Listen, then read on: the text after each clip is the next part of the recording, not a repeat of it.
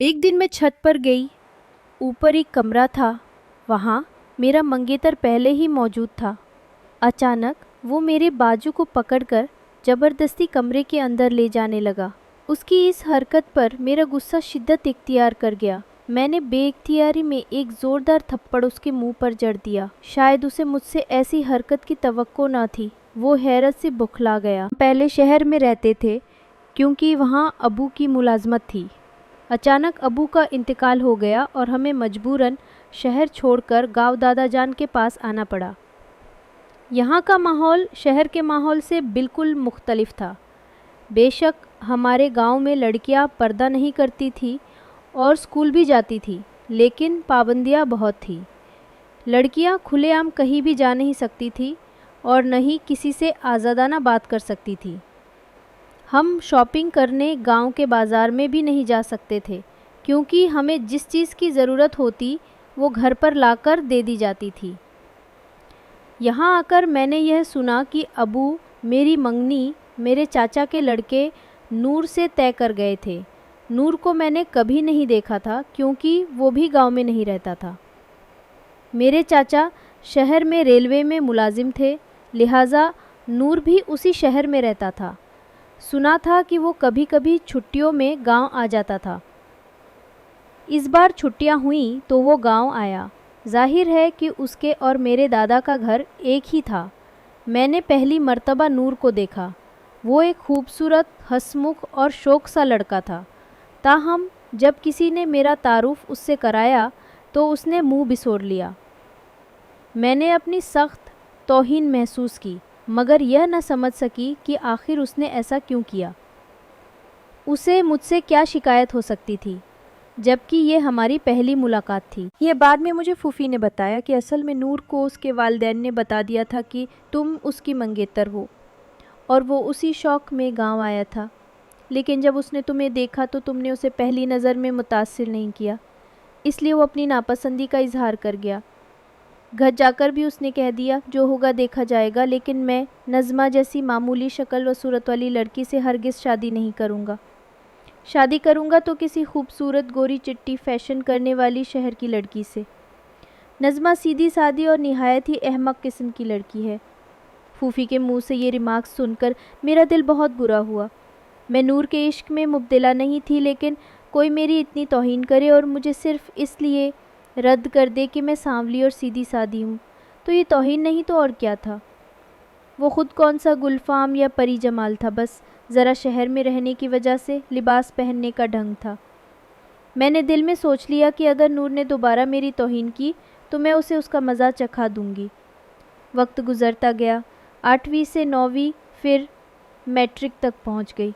इस दौरान नूर एक आध बार ही गाँव आया, लेकिन उसने मुझ में कोई दिलचस्पी न दिखाई और मैंने भी उससे बातचीत को गैर ज़रूरी समझा।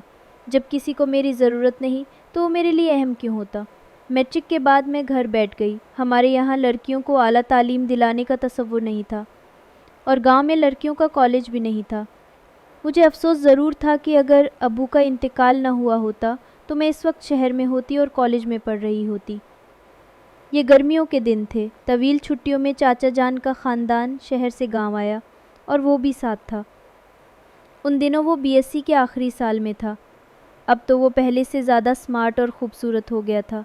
हर एक से हंसी मजाक करता, सबसे खुशदिली से मिलता, लेकिन अगर किसी को नज़रअंदाज करता तो वो मैं थी। मेरे साथ ऐसे रवैया इख्तियार करता जैसे मैं कोई छूत का मर्ज़ हूँ। मुझे उसके आने से कोई ख़ास खुशी न थी, लेकिन दिल गिरफ्ता ज़रूर हो जाती थी कि आखिर मुझ में ऐसी क्या कमी है जो ये हजरत मुझसे नफ़रत करते हैं और कटे कटे रहते हैं। उन्हीं दिनों दोबारा मेरी और नूर की शादी की बात छिड़ गई। दादा जान जो उन दिनों ज़िंदा थे, चाचा जान पर दबाव डालने लगे कि नजमा अब शादी के काबिल हो चुकी है, इसको बहू बनाकर साथ ले जाओ। ये मंगनी उनकी ख्वाहिश पे हुई थी और वो चाहते थे कि ये फ़र्ज़ जल्द अदा हो जाए।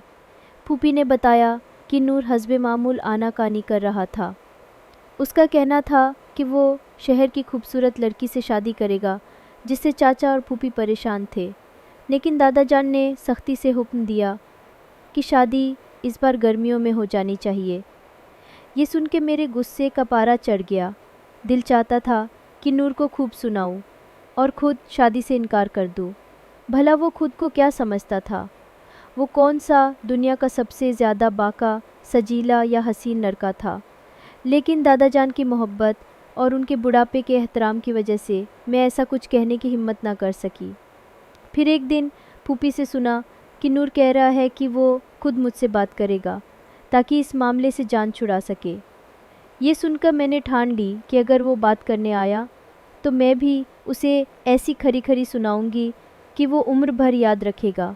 उसके बाद मैंने नूर की तरफ देखना भी छोड़ दिया। वो सामने आ जाता तो मैं अंदर चली जाती।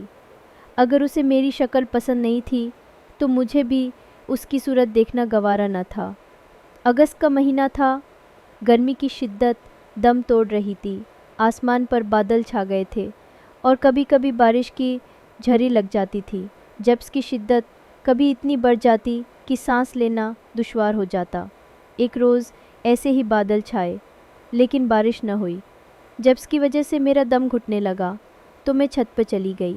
हमारी छत पर एक कमरा भी बना हुआ था। मुझे मालूम न था कि नूर कमरे में मौजूद है, मगर शायद उसने मुझे जीने से आते देख लिया था या मेरी आहट सुन ली थी। अचानक उसने आवाज़ दी, नजमा। मैं हैरत से कमरे की तरफ देखने लगी।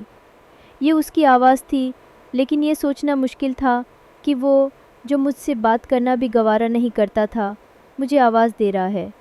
मुझे गुमान हुआ शायद। अगली सुबह चाचा और फूफी दादा जान के पास आए और कहा, नूर नजमा से शादी पर रजामंद हो गया है। आप शादी की तारीख तय कर दें। रात उसने खुद कह दिया है कि हाँ, मैं नजमा से शादी करूंगा। ये सुनते ही फूफी और मैं हैरत से शश रह गए। मुझे अपने कानों पर यकीन न आया। मैं सोचने लगी, नूर का दिमाग ख़राब हो गया है या फिर वो इस थप्पड़ का इंतकाम लेने के लिए मुझसे शादी कर रहा है। अब मेरा दिल लर्जने लगा। या इलाही, ये क्या हो रहा है? न जाने इस थप्पड़ का बदला नूर शादी के बाद मुझसे कैसे लेगा। खैर, डरते डरते वो दिन भी आ गया। मैं दुल्हन बनाकर नूर के हवाले कर दी गई, लेकिन उसने तौहीन का बदला मुझे बहुत प्यार से दिया। उसने मुझे बताया कि तुमने नाहक मुझे थप्पड़ मारा था। पागल, मैं तो उस दिन तुम्हें इसलिए बुला रहा था कि तुम मुझसे खिंची खिंची रहती थीं और मैं शादी के लिए तुम्हारी राय लेना चाहता था। वरना तो जिस कदर मैं तुमसे मोहब्बत करता हूं, दुनिया में किसी ने किसी से ना की होगी। मैं तुमको देखने के बहाने ढूंढा करता था। अपनी मंगेतर को मैं छोड़ने का तसव्वुर भी न कर सकता था। तुमसे दूर दूर इसलिए रहता था कि तुम मुझे एक अच्छा लड़का समझो, और फूफी या घर वालों को मेरा यह कहना कि नजमा से शादी नहीं करूंगा महज तुमको छेड़ने और सताने के लिए था। तुमने इसको सच समझ लिया। मुझे नहीं मालूम नूर की क्या नफ्सियात थी। वो सच ही कहता होगा, लेकिन मैं वो थप्पड़ मारकर आज नूर के सामने शर्मिंदा हूँ। वो अब भी कभी कभी मुझे याद दिलाते हैं कि नजमा, तुम वही थप्पड़ मारने वाली हो। तो मैं शर्म के मारे नज़रें नीचे झुका लेती हूँ।